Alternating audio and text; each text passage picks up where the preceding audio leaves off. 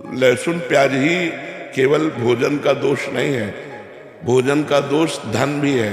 किस धन से भोजन आया है, जिस धन से भोजन आया है उसका प्रभाव हमारे ऊपर पड़ेगा, भले वो सात्विक मूंग की दाल और रोटी हो, लेकिन वो धन अशुद्ध प्रकृति से कमाया गया है, पाप कर्म से कमाया गया है और मुझे दिया गया है, तो मेरी बुद्धि पर उसका फर्क पड़ जाएगा, उसको बुद्धि भ्रष्ट हो जाएगी।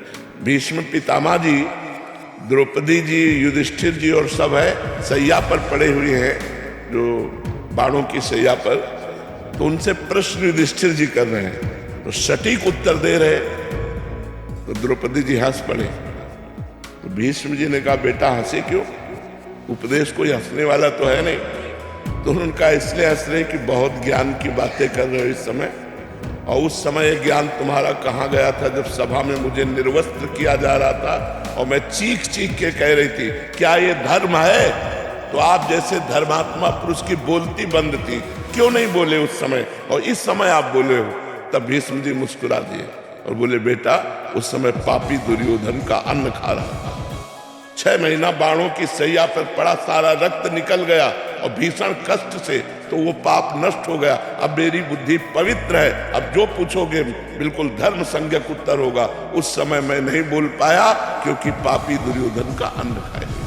अन्न का बड़ा प्रभाव होता है। जी, किसी ऐसे व्यक्ति का धन अगर आश्रम में भी आ जाता है तो जो मतलब गलत तरीके से बट वो दे रहा है, तो उसका भी प्रभाव पड़ेगा। हम तो मतलब इतना तक महापुरुषों से सुने हुए हैं कि एक बार एक संतों की मंडली ग्राम से निकली, तो एक धनी मानी ने निमंत्रण दिया, सब संतों ने प्रसाद पाया और सुबह एक दूसरे की तरफ देखते हुए कहा कि आज तो हमारा संयम नष्ट हो गया। दूसरे ने कहा हमारा भी नष्ट हो गया, तीसरे ने कहा हमारा भी नष्ट हो गया।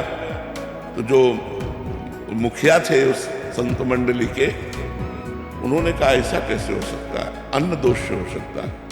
उसको बुलाया जिसने पवाया था, उसने बताया कि हमारे संतान नहीं, हम कामना से युक्त होकर के आपको पाए, तो सबका ब्रह्मचर्य नष्ट हो। मतलब भोजन का इतना बड़ा प्रभाव है कि धन भी पवित्र है, लेकिन आपकी कामना बनाते समय किस भाव में, वो उसका प्रभाव होता है। तो हम लोगों को ये देखना है कि थोड़ा हमारा जो लेने का ढंग है, अब जैसे अपने यहाँ है तो बिल्कुल भगवान के आश्रित है।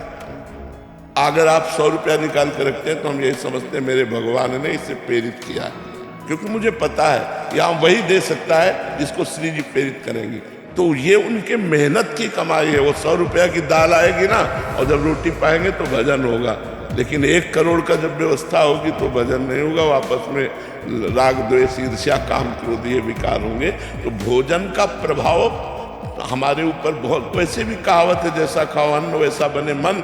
तो अन्न कहाँ से खरीदा गया, किस पैसे से लाया गया, किस भावना से बनाया गया, उसका भी प्रभाव पड़ता है। इसलिए हम कहते हैं कि ज़्यादा बाजार की चीज़ें भजन करने वालों को बनी बनाई नहीं पाना चाहिए, क्योंकि वो बनी बनाई तो अच्छी दिखाई दे रहे, लेकिन बनाते समय उसकी प्रक्रिया शुद्धि अशुद्धि, और वो लफ्ज़नका करके बिना हाथ धोए बना रहा है, उसकी शुद्धि अशुद्धि, उसके भाव, वो सब प्रभाव भोजन में पड़ता है। वैसे ही हमारी प्रकृति स्वभाव बन जाता है जैसा भोजन होता है। तो हमें 2 जगह देखना चाहिए, यदि हमारा आंतरिक भजन रुके, किसी वैष्णव का अपराध या भोजन, भोजन शुद्ध और समस्त वैष्णव के प्रति नमन बुद्धि, तो खूब भजन रट के होगा।